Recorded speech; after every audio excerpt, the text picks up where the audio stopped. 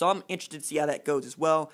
I wanted to see Sean Robinson in Eli Drinkwitz's offense because I think it can work, but not against Alabama, and on it goes. But, like, if anything, Texas needs to beat Texas Tech by 20 just so they can keep their reputation and we can keep that OU-Texas game intact. And I'm going to keep my eyes on that. So those are the games that I'm looking forward to. I want to get to this list, though, like with the time that we got left, because I always thought that this was interesting when we talk about who's going to get fired first.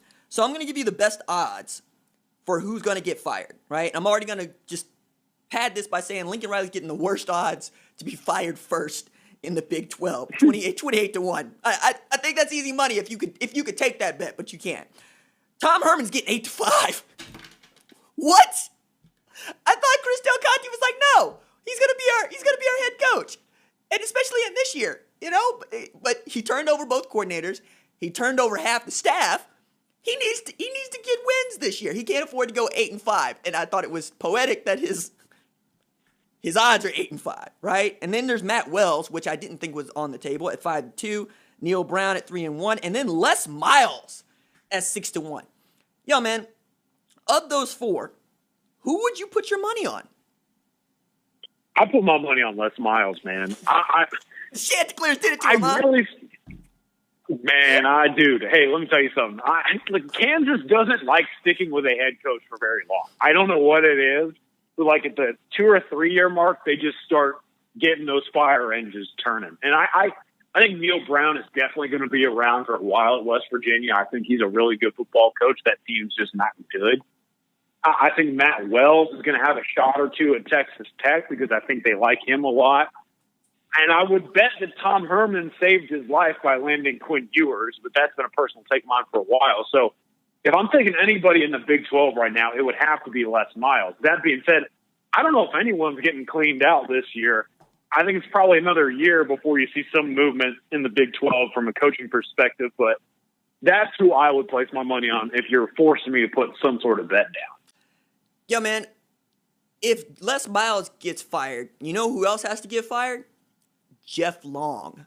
Like, you're not going to be able to stick around with this. Jeff Long is also the dude that gave Brett Bielema an extension to Arkansas because he beat an 8-5 Texas. And that has ended up in litigation, right? Like, Brett Bielema is like, pay me my money. And the Razorback Foundation is like, no, you took another job. And then you got the Mad Hatter in Kansas talking about let me build something. Nah, man, this ain't LSU where you could just get these dudes. Like, the thing about LSU that gets lost is these dudes don't have anywhere else to go, right? Like, Kansas, you got to sell people on Kansas, or you got to just be the dude that nobody was looking at. Like, I can't believe the story is true, but it's hearing Brent Venables tell it that just hammers it home to me. There was a dude playing at Kansas, right, with the last name Simmons. His little brother's a dude named Isaiah. Isaiah was a 3-star dude, didn't have a bunch of high major offers, but he did not want to go to Kansas, but it was on the table. Brent Venables sees the film and says, holy crap, gets to Kansas and sees that Isaiah Simmons is every bit of 6'4", 230 pounds, and says, sweet, I can get him. It's right on. And he hugged him and he brought him in. He wasn't 6'4", or he wasn't 6'4", and he wasn't 330 pounds yet. But you get my point here. Brent Venables saw something he could work with. But that's the kind of guy that would have fallen into Kansas' lap if Brent Venables wasn't doing his job, right? And that's just not going to happen with Les Miles. You're not going to get these dudes at Kansas, especially after they saw Coastal Carolina hand you your head. So, like, I can get on board with Les Miles being the dude, being the first to go out of this group, because I think Neil Brown has actually built himself a solid reputation in West Virginia in a little amount of time. I also think that, if Mike Gundy, if Mike Holder had the money to fire Mike Gundy over the summer, that would have been done, right? Instead, he was able to extract $1 million and get him to end that rollover clause of 5-year contract to just the next 4 years, which means that Gundy would probably get to retire about the same time that Gunner, his son, would graduate from Oklahoma State. So that's in there. A couple others that I wanted to mention across the conferences. Dino Babers getting the best odds in the ACC to go first at 8-5. And then in the Big Ten, Lovie Smith at 2-1. My God, ouch. Scott Frost at 9-4. Jim Harbaugh at 5-1. And then the SEC, Will Muschamp's getting 2-1, Derek Mason getting 9-4, Jeremy Pruitt getting 3-1. So of those dudes that I just mentioned, I'm going to throw Lovie Smith out. Which one of those guys do you think is more likely to get fired? I mean, you took the words right out of my mouth. I was going Lovie Smith hard, man. I don't really know how he still has that job. But I would go with Babers here, man. Because next year. He got a bowl eligible, right? Okay, he but beat Wisconsin. Let me tell you something, man. That Illinois job, he ain't doing too hot. I mean, yes, there's bright spots, but my man could be easily doing much better because the whole NFL rep. But, look, okay, I feel bad for Dino, but anyone who listens to the Barton and Bud show knows kind of the point that's been made on him, and I would encourage anyone to go check that out as well. Barton Simmons and Bud Elliott kind of touched on it. Dino inherited some very good talent at Syracuse early on, and ever since then, it's just been a further and further waiting period until he actually has to basically win at Syracuse.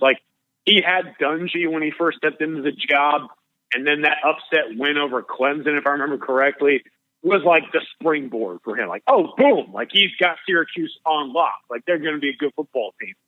And then ever since then, it's just the clock has been ticking down until time is up. They actually have to figure out how the hell you win at Syracuse University. And the flat-out point here is that you don't. And I think DeVito, his quarterback, not necessarily being that good. Syracuse could have one of the worst defenses this year in all of college football. And Dino's a defensive guy. I would put my money on Babers to be out of the job here pretty soon. And I feel bad for him because it's not really his fault. It's more the job. But at the end of the day, man, you got to sign on what you're signing up for.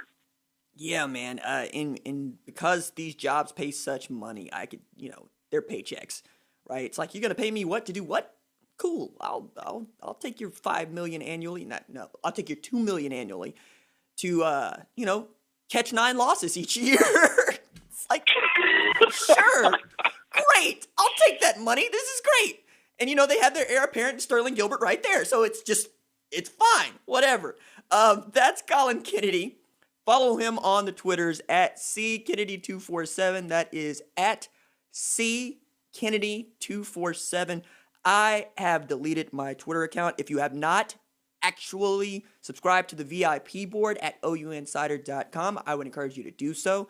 Stays packed with notes, not just from Brandon Drum, who does not sleep, but from Colin Kennedy and from our national writers, guys like Steve Wiltfong, Brandon Huffman, dudes with their finger on the pulse of recruiting if you are that kind of nut, and I am certainly that kind of nut. We will talk to you guys next week. Deuces.